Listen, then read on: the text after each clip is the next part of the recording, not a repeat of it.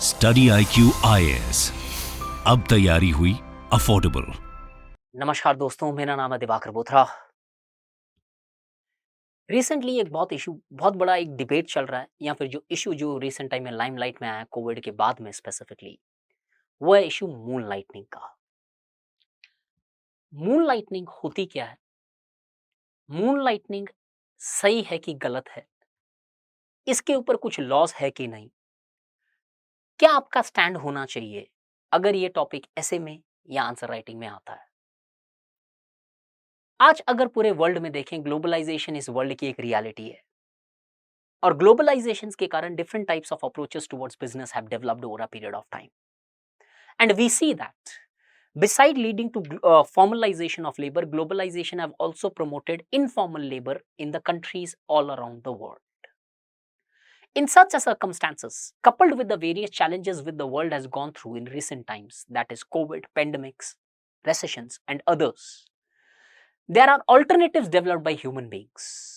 Humans are largely having a mind, and they are largely creative because of that. They think, they are rational. In order to overcome those circumstances, they developed certain alternative avenues in order to sustain themselves, or in order to largely gain certain extra money or benefits out of their respective scheduled times. But many of the people largely are of the opinion कि certain extra benefits are coming at ethical cost. तो क्या ये मुद्दा moon lightning का ethics के लिए important है? क्या ये टॉपिक, आपका स्टैंड होना क्या चाहिए इस टॉपिक के अंदर? आज डिस्कस करते हैं इस अगले 10 से 15 मिनट में in the topic of moon lightning. जहां तक मेरा मानना है, ये शायद 15 मिनट आपको एक मून लाइटनिंग की बेहतरीन अंडरस्टैंडिंग दे देंगे, और जो कि आप अच्छे से जानते हो अगर मेरे प्रीवियस लेक्चर्स देखे हैं। I talk on facts. आपके पास कंटेंट होना चाहिए, आपके पास चीजें होनी चाहिए, तभी जाके शायद आप एक फ्रूटफुल ओपिनियन डेवलप कर सकते हो। कहानियों में मुझे कुछ खास इंटरेस्ट नहीं है। Let's come to the topic of moon lightning. Start करते हैं स्क्रैच से, जैसे कि हम रेगुलरली करते हुए आए हैं। मून लाइटनिंग होता क्या है? If you look into moon lightning, क्योंकि ये डिक्शनरी में टर्म शायद अब आएगा जब अपडेट होगी, ये कॉन्सेप्ट डेवलप किया गया which refers to working for remuneration with entities other than their employees. Make a point very clear. जो कैच पॉइंट तुम्हें यहां पे याद रख, the catch which you should technically remember here is this: it's always for a remuneration. तो अगर एक आदमी एक कंपनी में काम कर रहा है और अपने शौकियाना तौर पे या हॉबीज या बिना कोई पेमेंट के कुछ और एक चीज में इंडल्ज होता है, तो वो मून लाइटनिंग नहीं होती है। तो make a point clear. Moon lightning refers to where an employee engages in employment outside और extra other than their respective employers. अब अजीम प्रेम जी ने एक स्टेटमेंट दिया कि moon lightning is largely equal to cheating. ये मानते हैं कि एक चीटिंग है कि एक एम्प्लॉय एक जगह एम्प्लॉयड है और वो दूसरी जगह काम कर रहा है, तो वो एग्जिस्टिंग फर्म जिसमें एम्प्लॉयड है उसको चीट कर रहा है। क्या ये चीटिंग है, क्या ये चीटिंग नहीं है? इस पे डिबेट करते हैं आज। अब इसमें थोड़ा आगे बढ़े मून लाइटनिंग से, तो लीगल पोजीशन क्या है मून लाइटनिंग की आज इंडिया के अंदर? एज ऑफ नाउ किसी भी कोर्ट ने जजमेंट नहीं दिया है in the with specifically respect to moon lightning. अभी तक ये शायद कोई केस आया नहीं है। तो लीगल स्टैंडिंग क्या रहती है कोर्ट्स की इसके ऊपर, शायद ये वक्त बताएगा। Only will able to largely come over a period of time, as there is no judicial pronouncement as far the issue of moon lightning is concerned. लेकिन there are certain enactments, acts या statutory laws जहां पे double employment ban किया गया India में। जैसे कि एक एग्जांपल के तौर पे फैक्ट्रीज एक्ट अगर आप देखो, it bans double employment, but ये फैक्ट्री एक्ट सिर्फ रेस्ट्रिक्टेड है फैक्ट्री वर्कर्स पे। तो टेक्निकली कुछ ऐसे लॉज जरूर हैं इंडिया में जो डबल एम्प्लॉयमेंट के ऊपर बंदिश लगाते हैं या बैन करते हैं, लेकिन ये जो लॉ है कुछ एक रेस्ट्रिक्टेड एम्प्लॉयज तक ही सीमित है। उसके बाहर शायद ये लॉज किसी भी चीज को जस्टिफाई या फिर नेगेट करने के लिए यूज नहीं किए जा सकते हैं। इससे आगे अगर हम बढ़ें तो टेक्निकली क्या एम्प्लॉयर टर्मिनेट कर देता है किसी एम्प्लॉय को मून लाइटनिंग के लिए? क्या वो पॉसिबल है? और अगर पॉसिबल है तो किस हद तक वो सही है? अगर हम रीसेंट चीजें देखें तो इन्फोसिस ने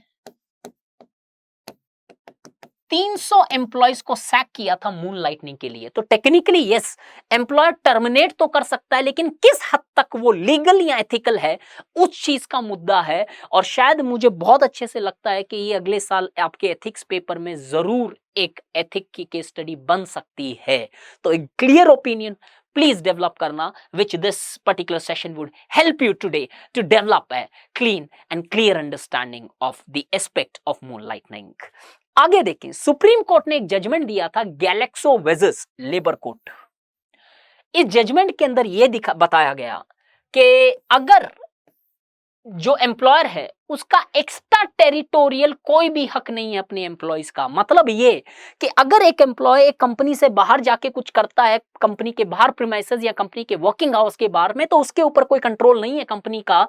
और अगर ऐसा कंट्रोल होता है चाहे किसी कॉन्ट्रैक्ट के थ्रू या किसी और चीज के थ्रू, तो उन्होंने बोला कि ये would be a contract of slavery.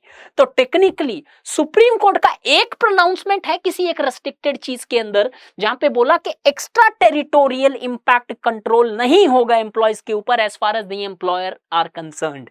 और आगे बढ़ूं, प्लीज मेक श्योर ये केस मून लाइटनिंग का नहीं है, लेकिन एटलीस्ट हमें यह आइडिया देता है कि कल अगर मैं सुप्रीम कोर्ट में जाता हूं तो शायद सुप्रीम कोर्ट इस एक्ट के बेसिस पे अपना प्रोनाउंसमेंट दे सकती है। यस, इसको ओवरराइड भी किया जा सकता है, बट एज ऑफ नाउ शायद आपको एक हिंट दे सकती है कि क्या सुप्रीम कोर्ट का स्टैंड हो सकता है इसके ऊपर, क्योंकि यह जजमेंट भी सुप्रीम कोर्ट का ही है। अगर आगे बढ़े, क्या एथिकल है ये कि जो 300 लोगों को सैक किया गया इन्फोसिस के द्वारा, तो क्या वो राइट है? क्या प्रेम जी जो बोलते हैं चीटिंग है? तो अब मैं आपको सिंपल से सवाल समझाता हूं। मान लो कि एक एम्प्लॉय है जो बाहर काम कर रहा है, उनको सैक कर दिया जाए इस बेसिस पे कि शायद वो अपनी कंपनी से लॉयल नहीं है, ऑनेस्ट नहीं है। तो फिर जो ये कंपनीज अपनी मैन पावर को लीन करते हैं और फायर कर देते हैं, क्या वो एथिकल है? क्या ये कंपनीज एडवर्टाइजमेंट पेड न्यूज के फॉर्म में दे रहे हैं, वो एथिकल है? क्या ये कंपनीज अपने स्ट्रॉन्ग टारगेट्स के बेसिस पे ह्यूमंस के अंदर सुसाइड्स इंक्रीज करा रहे हैं, वो एथिकल है? अगर वो सारी चीज अनएथिकल है तो फिर मूनलाइट अनएथिकल है। और अगर वो सारी चीज एक्सेप्टेबल है on the premises of economies of scale, then in such circumstances I don't think that moon lightning should be considered as unethical. Sir आप तो इमोशनली बोल रहे हो, ऐसा थोड़ी होता है आंसर में। आपने बोला फैक्ट होना चाहिए, देता हूं फैक्ट। आपकी डायरेक्टिव प्रिंसिपल बोलती है, आपकी फंडामेंटल ड्यूटी बोलती है कि एक फुल डेवलपमेंट ऑफ पर्सनालिटी होना चाहिए। स्टेट इस तरीके से काम करे कि लोगों की फुल कैपेसिटी डेवलप हो। फंडामेंटल ड्यूटी बोलती है कि टेक्निक आर्टिकल 51A कि आप अपनी फुल पर्सनालिटी डेवलप करो। सो should we not give that freedom to the employees to largely develop their full capacities? And if that freedom is largely not given to the employees, would our startup, would our Skill India, would our entrepreneurship programs, would they not fail if that creativity and if that full potential is not developed? Because अगर एक आदमी किसी company में काम करता है और बाहर जाके वो कुछ उससे नॉन रिलेटेड काम करता है, तो technically it should be accepted rather than trying to create a legal hurdle for the development of these personalities. Example, IAS बनने के बाद में अगर आपको हार्वर्ड में पढ़ने जाना है तो सरकार स्पॉन्सर करती है आपको टेक्निकली। क्यों? इस बेसिस पे कि जब आप हार्वर्ड से नॉलेज गेन करके आओगे तो सरकार को बेनिफिट होगा। तो technically if the personalities of the employees develop, then it is the companies which ultimately yield the result. So rather than negating this understanding, company should largely support. और यही statement देते हैं हमारे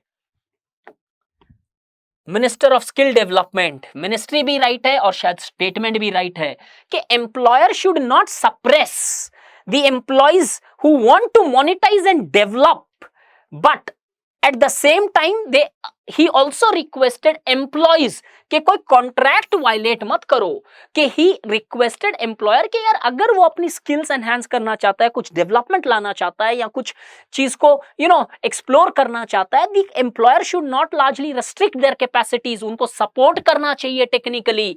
और at the same time employees के लिए भी उन्होंने बोला कि कोई कॉन्ट्रैक्ट को वायलेट मत करो। यस, ये वाला व्यू पॉइंट आपको टेक्निकली आपका आंसर दिलाएगा कि yes, moon lightning is not unethical. It is largely a practice which leads to human development, and what India today requires is urgent human development, where the people should largely learn to walk beyond their lines. They should largely be taught to take risk. People largely become big only when they come out of their comfort zone.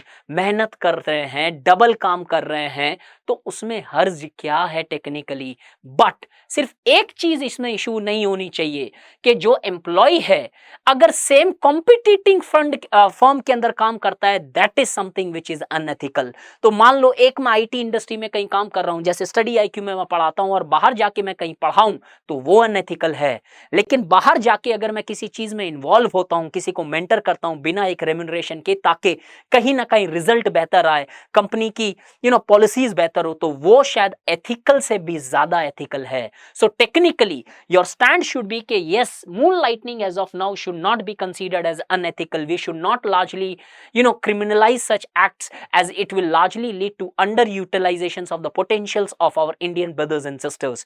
And in such circumstances, moon lightning should largely be promoted, but the care should be taken कि it does not largely violate, जहाँ पे employees को भी ethical होना जरूरी है कि कहीं ना कहीं वो एक कॉम्पिटिटिंग फर्म के साथ में काम करके इस कंपनी के इंटरेस्ट हैम्पर नहीं कर रहे हो, और आपके पास आज जरूरत है इसे अकोमोडेट करने की, जो मैंने अभी आपको बोला है। सो टेक्निकली अगर आप देखें, मून लाइटनिंग का पूरा मुद्दा बड़ा छोटा सा है कि ये सही है कि गलत है।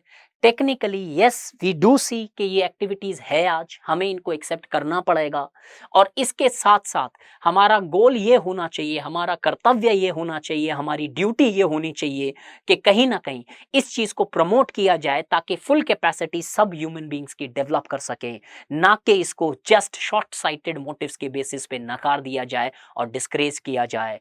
कर्ण को डिस्करेज किया गया तो वो बैटल हार गया, और वहीं पे अर्जुन को जब श्री कृष्ण जैसे लोग मोटिवेट करते थे तो वो महाभारत भी जीत ली उसने। So technically it is the responsibility of the employers to encourage their people to largely develop their capacities, whether through moonlighting और whether not through moon lightning.